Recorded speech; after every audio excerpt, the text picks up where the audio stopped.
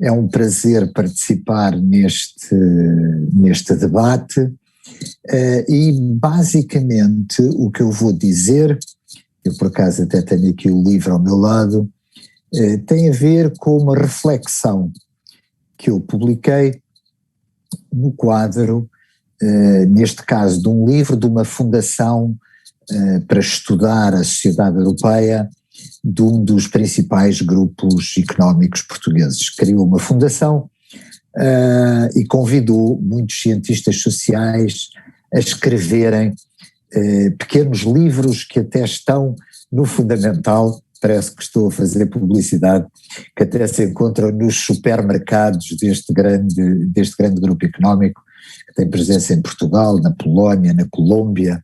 No Brasil teve um problema de desenvolvimento, mas isso é outra questão, e que remete para o problema da crise das democracias representativas contemporâneas.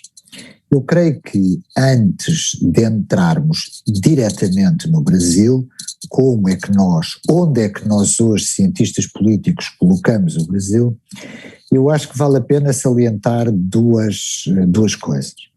A primeira é que após a chamada terceira onda das democratizações, no século XX, não é verdade?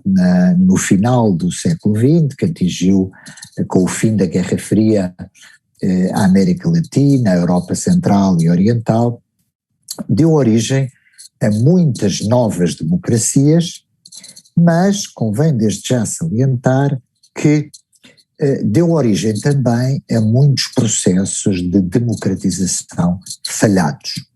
Eu não estou aqui a falar dos regimes autoritários, das ditaduras que permaneceram, não é verdade?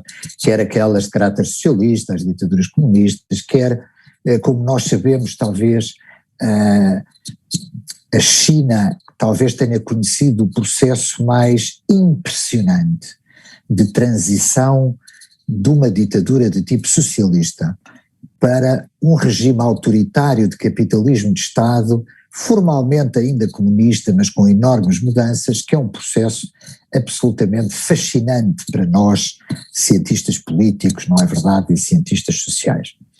Mas quando nós olhamos para o final desta onda de democratização, nós verificamos que em muitas áreas do globo os regimes políticos que se consolidaram não foram democracias.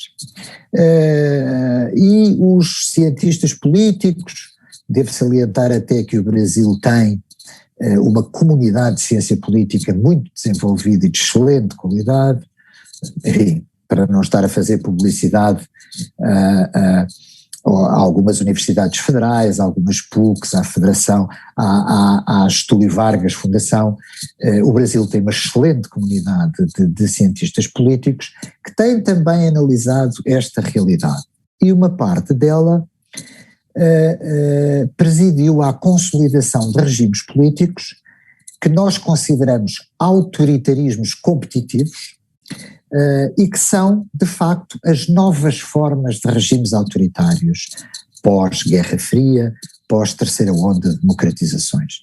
É o caso da Rússia contemporânea, é o caso de quase todos os países do Cáucaso, não é verdade? Os antigos países da União Soviética no seu sul.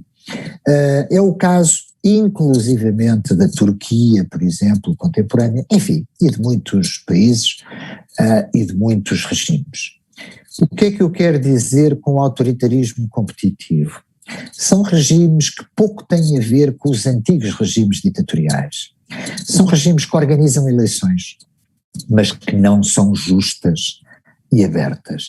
São regimes que têm uma muito maior liberdade de expressão. São regimes políticos que conhecem uma personalização do poder, mas não conhecem um partido único. São regimes políticos que conhecem partidos dominantes, partidos que asseguram uma hegemonia num processo eleitoral que é, e isto é muito importante, que é pervertido a partir de um processo de democratização. E mesmo no coração da União Europeia, nós assistimos a uma parte desta nova dinâmica de constituição, no fundo, de autoritarismos competitivos, a partir de democracias. O que a Turquia conhece no mundo contemporâneo é um processo de democratização que deu origem a uma nova forma de regime político. Associado a este tema, evidentemente, nós temos grande dificuldade em inglês seria disentangled, em separar dois problemas. Um problema é o problema da crise da democracia representativa.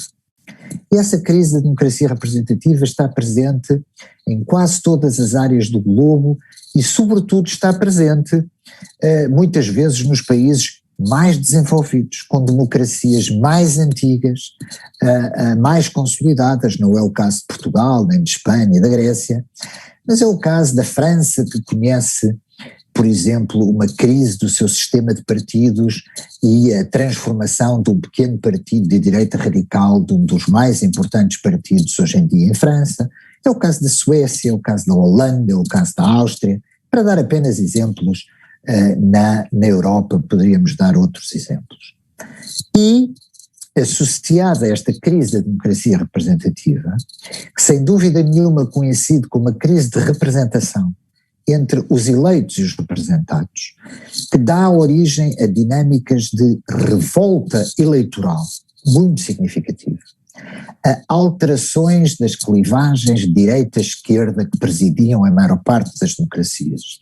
Hoje, quem é que vota no partido de direita radical italiano no coração industrial de Turim ou de Milão, berço do antigo Partido Comunista Italiano e depois do Partido Democrata Italiano? São os populistas de direita radical, e quando nós analisamos essa revolta eleitoral, essa dinâmica de revolta eleitoral, que muitas vezes caracteriza as democracias contemporâneas, nós vemos estratos sociais populares. Uma parte dos partidos sociais-democratas, quer sejam da esquerda moderada, quer sejam inclusivamente da esquerda radical, perderam em grande parte o seu eleitorado, digamos, o seu eleitorado popular tradicional. Tudo isto para salientar que é difícil nós separarmos crise da democracia representativa e, obviamente, o aparecimento, o desenvolvimento de dinâmicas que hoje têm, digamos, a palavra, quase a palavra chavão, a palavra que serve para lá meter tudo. Nos anos 70, quase toda a dinâmica de extrema-direita era englobada no tema do fascismo, era tudo fascista. Se vocês, enfim, alguém que nos esteja a ver neste momento for à imprensa, não é verdade, da segunda metade do século XX, toda a dinâmica, por exemplo, radical de direita era associada ao fascismo, não é? Pinochet era fascista, a ditadura militar argentina era fascista. Claro que não, não se associavam à dinâmica do fascismo, eram ditaduras militares, nem tudo o que é mau é fascista. Mas tudo o que é mau, do seu ponto de vista, evidentemente, da ética política democrática. Mas a nova dinâmica que marcou em grande parte o Brasil, a América de Trump e uma parte, aliás, das democracias europeias, remete justamente para dinâmicas de revolta eleitoral que muitas vezes dão origem ao crescimento de dinâmicas populistas de direita radical. Qual é o balanço, antes de entrarmos no caso do Brasil? Não há. O balanço é complexo. Existiram partidos de direita radical populista que já estiveram no poder em Itália. As instituições da democracia representativa italiana sobreviveram. Ou seja, o processo de erosão das instituições políticas não foi gravemente marcado.